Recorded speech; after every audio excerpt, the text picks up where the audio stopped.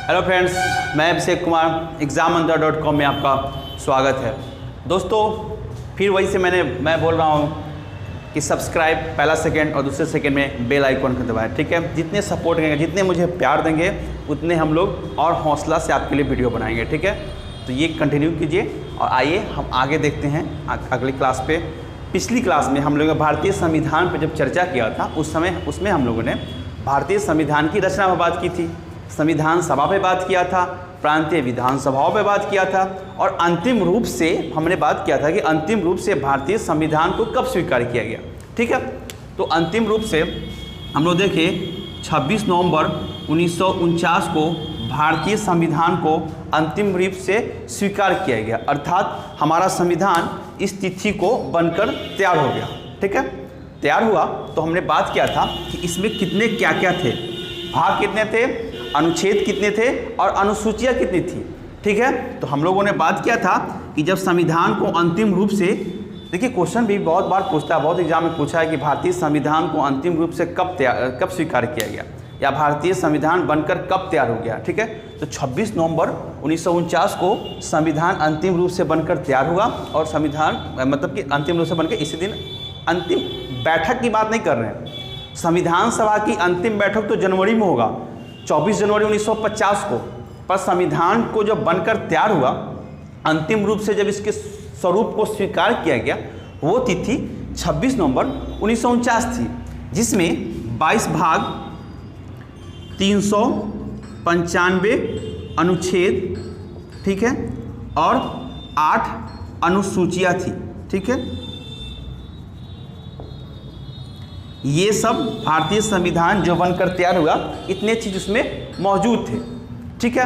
अब देखते हैं दोस्तों कि संविधान सभा की अंतिम बैठक कब हुई, ठीक है।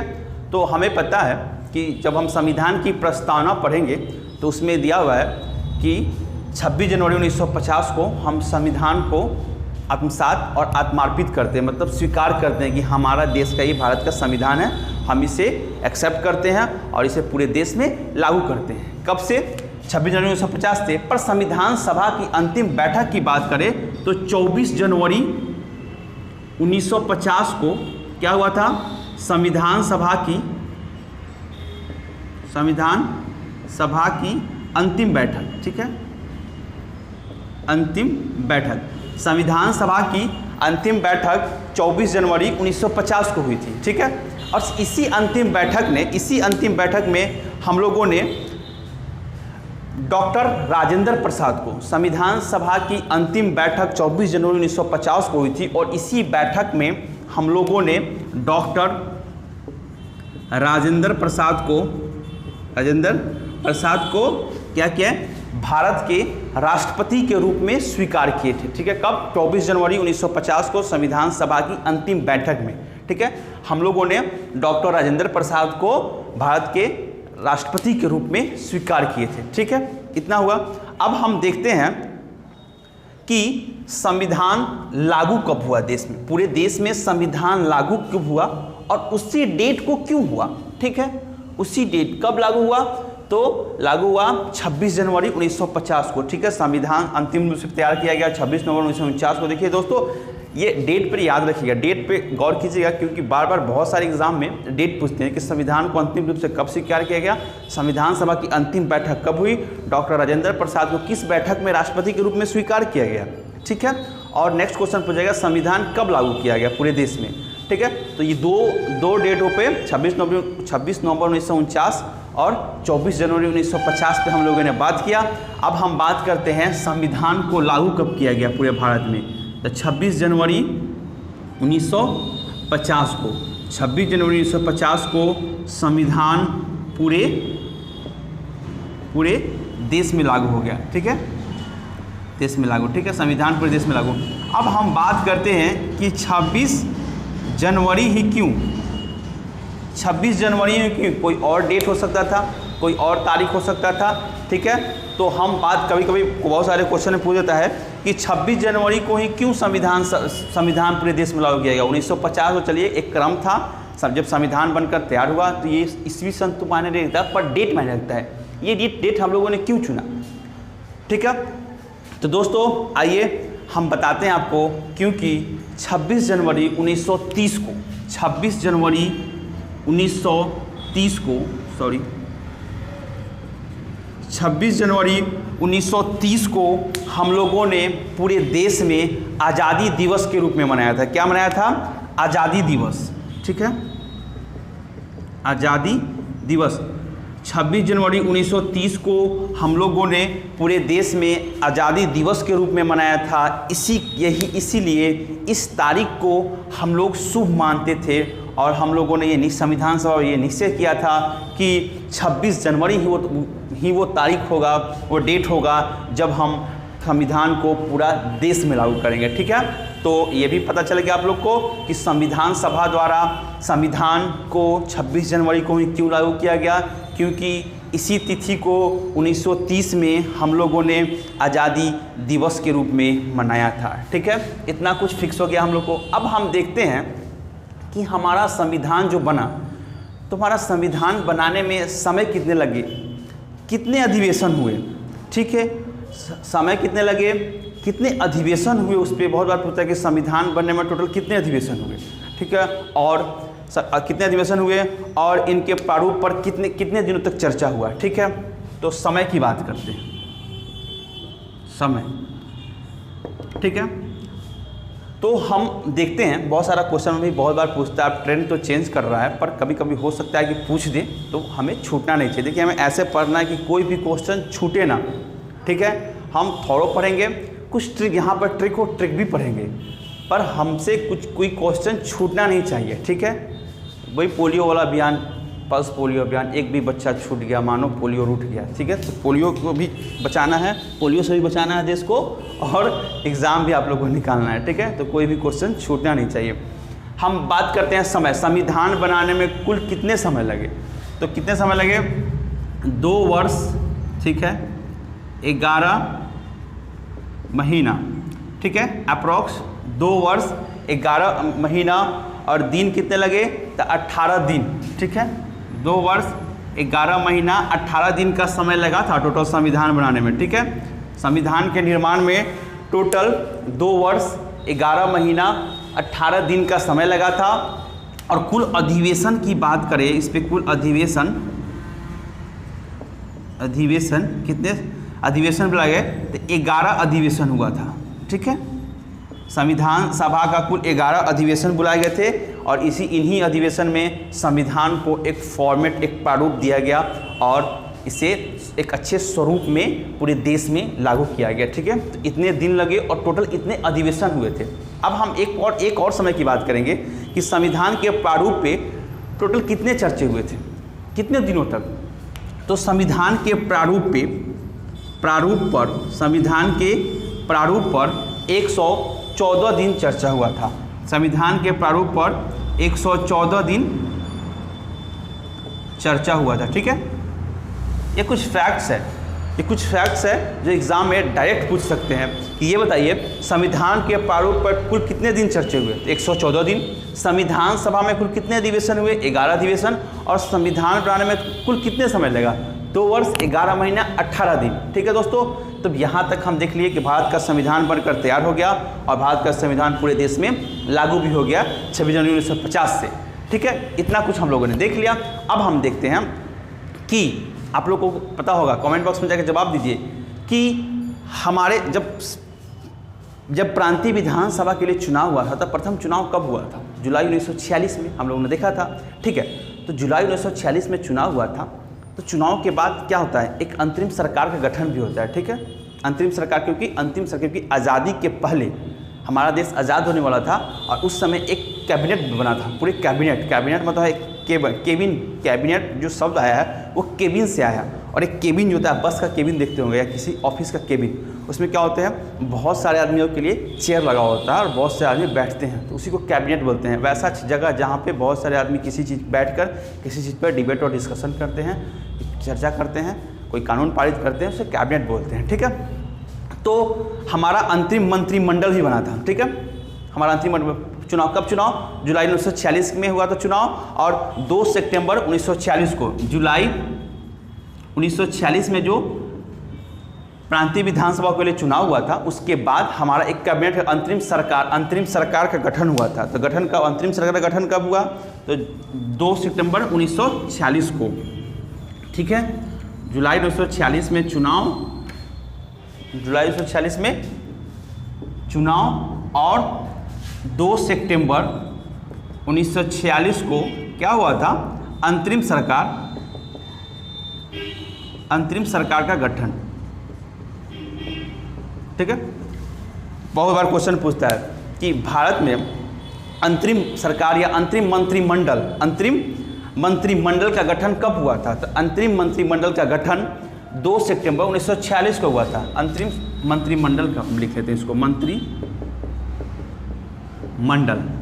मतलब होता है बहुत सारे मंत्रियों का एक मंडल। जैसे अभी हम लोग बात करते हैं मंत्रिमंडल में कैबिनेट, मोदी सरकार का मंत्रिमंडल या मोदी सरकार का कैबिनेट, जिसमें मेन मिनिस्टर्स आते हैं, जैसे रेल मिनिस्टर, वित्त मंत्रालय, रक्षा मंत्रालय, गृह मंत्रालय, पीएमओ, ये सब मिलकर क्या बनते हैं? एक मंत्रिमंडल बनते हैं, ठीक है। उसी समय तो आज़ादी के जब लास्ट हमारा संविधान बना था, जब हमारा देश आज़ाद होने वाला था, उस समय भी एक अंतरिम लास्ट उसके बाद जो बनेगा वो आज़ादी के बाद बनेगा, अभी अंग्रेजों के काल में ही बना था, इसलिए हम लोग उसको अंतरिम मंत्रिमंडल बोलते हैं।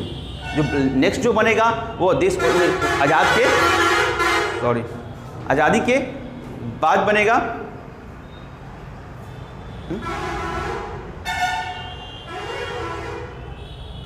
ठीक है। तो आज़ादी के बाद बनेगा, तो उससे हम लोग क्या बोलेंगे? उससे हम लोग बोलेंगे देश का प्रारंभिक मंत्रिमंडल, शुरुआती मंत्रिमंडल, ठीक है। तो हम देखते हैं अब अंतरिम मंत्रिमंडल में किन किन को कौन कौन सा पद दिया गया था, ठीक है। आइए हम चर्चा करते हैं अंतरिम मंत्रिमंडल में कौन कौन सा किस किस पद पे थे, ठीक है। ठीक है फ्रेंड्स, तो हम देखते हैं कि जुलाई 1946 में जो चुनाव हुआ था, उसके बाद जो हमारा अंतरिम मंत्रिमंडल बना था, मतलब आज़ादी के पहले, उसके बाद मंत्रिमंडल जो बनेंगे वो प्रथम मंत्रिमंडल बनेंगे, और लास्ट मंत्रिमंडल जो बना था हमारे भारत, ठीक है। तो उसमें कौन कौन किस किस पद पे थे उनके बारे में हम चर्चा करते हैं। तो अंतरिम मंत्रिमंडल का गठन हुआ था 2 सितंबर 1946 को, और उसमें पंडित जवाहरलाल नेहरू जो थे वो मंत्रिमंडल के प्रमुख थे। कहने का मतलब है उसमें प्रधानमंत्री का पद जो है वो क्रिएट नहीं हुआ था, उसमें नहीं था, तो प्रमुख थे। ऐसे भी मंत्रिमंडल के जो प्रमुख होते हैं उनको पीएम बोला जाता है, पर उनको उसमें प्रधानमंत्री न बोलकर मंत्रिमंडल के प्रमुख का पद दिया गया। सेकेंड, विदेशी मामलों के जितने संबंध थे, विदेशी मामलों से विदेशों के जितने मामले थे उनका देखरेख जो है वो नेहरू जी करते थे। और थर्ड था उनके पास जो पोस्ट था वो राष्ट्रमंडल संबंध मतलब वैसे देश जिन पर अंग्रेजों का अधिकार था या जो अंग्रेजों के गुलाम थे, जितने भी विश्व के वर्ल्ड के एशिया के जितने भी देश थे, जो एशिया के या अधिक अदर कंटिनेंट के जितने भी देश थे, वो जो अंग्रेजों के गुलाम थे, अंग्रेजों के अधीन थे, उनको राष्ट्रमंडल देश के नाम से बोला जाता है। अभी जो आप लोग देखते होंगे राष्ट्रमंडल खेल, तो राष्ट्रमंडल खेल में वही देश होते हैं जो अंग्रेजों के अधीन थे या जिन पर अंग्रेजों का प्रत्यक्ष रूप से अधिकार था, ठीक है। सेकेंड है सरदार वल्लभ भाई पटेल को गृह मंत्रालय, सूचना एवं प्रसारण मंत्रालय मिला था उस समय, ठीक है। पटेल जी को गृह, सूचना और प्रसारण। थर्ड है बलदेव सिंह थे, उनको रक्षा मंत्रालय। डॉक्टर जॉन मथाई उद्योग तथा आपूर्ति मंत्रालय, ठीक है। उस समय भी मंत्रालय सबको बटा हुआ था क्योंकि अंतरिम मंत्रिमंडल था। 5 है सी राजगोपालाचारी, उनको शिक्षा मंत्रालय दिया गया था, ठीक है, शिक्षा मंत्रालय। डॉक्टर राजेंद्र प्रसाद, देखिए मैंने बताया था कि 24 जनवरी 1950 को डॉक्टर राजेंद्र प्रसाद की जब संविधान सभा की अंतिम बैठक हुई थी उसमें उन्हें राष्ट्रपति का पद दिया गया था, पर उनसे पहले अंतरिम मंत्रिमंडल में वो खाद्य एवं कृषि मंत्री थे जो बिहार से थे, ठीक है। बाद में 24 जनवरी 1950 को उनको राष्ट्रपति बनाया गया था भारत का, ठीक है। नेक्स्ट है जगजीवन राम श्रम मंत्री थे, श्रम मंत्रालय था। लियाकत अली फाइनेंस वित्त से संबंधित थे, और आसफ अली खान रेलवे मिनिस्टर थे। देखिए और सारा मंत्रालय भी और सारा व्यक्तियों को मिला था, पर हम इतना मत देख ले कि हम कंफ्यूज हो जाएं। हमें एग्ज़ाम के पॉइंट ऑफ व्यू से ज़्यादा पढ़ना है, ठीक है, हमारा एग्ज़ाम। तो इसमें बहुत सारा है जो क्वेश्चन पूछा गया है और इन्हीं से बार बार घुमा के पूछता है, इससे बाहर नहीं जाता है क्वेश्चन, ठीक है। और बहुत सारा छोटे छोटे मंत्रालय पर उनसे हमें मतलब हल्का फुल्का बस देख लेना है, पर गौर इन पे करना है क्योंकि ये मंत्रालय से क्वेश्चन बार बार पूछा जाता है। ठीक है, अब हम ये अंतरिम मंत्रिमंडल है। ठीक है, अब हम देखते हैं कि आज़ादी के बाद प्रथम मंत्रिमंडल, आज़ादी के बाद मतलब बोलने का मतलब है कि 15 अगस्त 1947 को भी एक प्रथम मंत्रिमंडल का गठन हुआ था। उसमें किसे किसे क्या पद मिला था, आइए हम बात करते हैं। ठीक है, ठीक है दोस्तों, तो हम देखते हैं कि स्वतंत्र भारत के, ठीक है, हम लोग बोले अंतरिम मंत्रिमंडल मतलब गुलाम भारत के, और स्वतंत्र भारत के प्रथम मंत्रिमंडल जो 15 अगस्त 1947 को गठन हुआ था आज़ादी के बाद।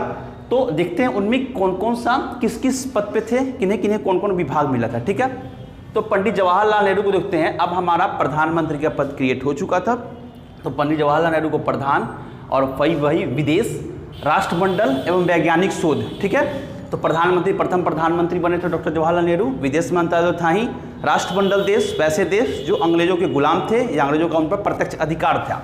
ठीक है, नेक्स्ट देखते हैं डॉक्टर राजेंद्र प्रसाद, फिर वही मंत्रालय था उनका, खाद्य एवं कृषि, पहले भी और बाद में भी। 24 जनवरी को वो राष्ट्रपति बने थे। अबुल कलाम आज़ाद, ठीक है, अबुल कलाम आज़ाद भारत के प्रथम शिक्षा मंत्री के रूप में अबुल कलाम आज़ाद को मतलब पोस्ट दिया गया था। ठीक है, सिलेक्ट हुए थे या भारत के प्रथम शिक्षा मंत्री के रूप में अबुल कलाम आज़ाद को चुना गया था। ठीक है, सरदार वल्लभ भाई पटेल, ठीक है, उनको फिर वही गृह, सूचना एवं प्रसारण जो अंतिम मंत्रिमंडल में था वही प्रारंभिक मंत्रिमंडल में था। जगजीवन राम श्रम, CH भाभा, होमी जहांगीर भाभा वाणिज्य पे थे। रफ़ी अहमद किदवई संचार मंत्रालय, राजकुमारी अमृत कौर स्वास्थ्य मंत्रालय। डॉक्टर भीमराव अंबेडकर, देखिए डॉक्टर भीमराव अंबेडकर को संविधान निर्माता बोला जाता है, इसलिए उन्हें कानून का नॉलेज अधिक था, इसी कारण उन्हें विधि मंत्रालय, विधि कानून, लॉ मिनिस्टर, ठीक है, लॉ मिनिस्टर विधि मंत्रालय उनको बनाया गया। ठीक है, दिया गया। RK चेट्टी वित्त मंत्रालय, और नेक्स्ट दो थे श्याम प्रसाद मुखर्जी जो बीजेपी के एक फाउंडर के रूप में नहीं जाना जाता है, उद्योग एवं आपूर्ति मंत्रालय, और NV गडगिल कार्य खाद्यान्न एवं ऊर्जा मंत्रालय। ये कुछ इंपॉर्टेंट मंत्रालय है जो इनकिन लोगों को दिया गया था प्रथम मंत्रिमंडल में। आज़ादी के बाद भारत का प्रथम मंत्रिमंडल यही था। पर चुनाव की बात करेंगे तो सबसे प्रथम चुनाव 1952 में हुआ था। दिन जो मंत्रिमंडल गठन होगा वो चुनाव इलेक्टेड मिनिस्टर्स होंगे, जो भी इलेक्शन चुनाव से जो जीत के आएंगे वही मिनिस्टर बनेंगे। पर ये जो था वो अपने से खुद से कैबिनेट के थ्रू या संविधान सभा के थ्रू या एक कैबिनेट जो अंतरिम कैबिनेट जो बना था उसके थ्रू एक मंत्रिमंडल का पद लोगों को दिया गया। ठीक है दोस्तों, तो ऐसे था अंतरिम मंत्रिमंडल और प्रारंभिक मंत्रिमंडल। देन हम लोग अगले बात करेंगे कि संविधान सभा से जुड़ी या संविधान से जुड़ी कुछ तथ्यों पर चर्चा करेंगे, कुछ फैक्ट्स है, स्रोत क्या है संविधान का, कहाँ से क्या क्या चीज़ लिया गया, इन सब पे चर्चा करेंगे। तो ठीक है दोस्तों, धन्यवाद। आप लोग लाइक, सब्सक्राइब और शेयर करना मत भूलिएगा। ठीक है, अब हम अगला नेक्स्ट वीडियो में देखते हैं। ठीक है, धन्यवाद।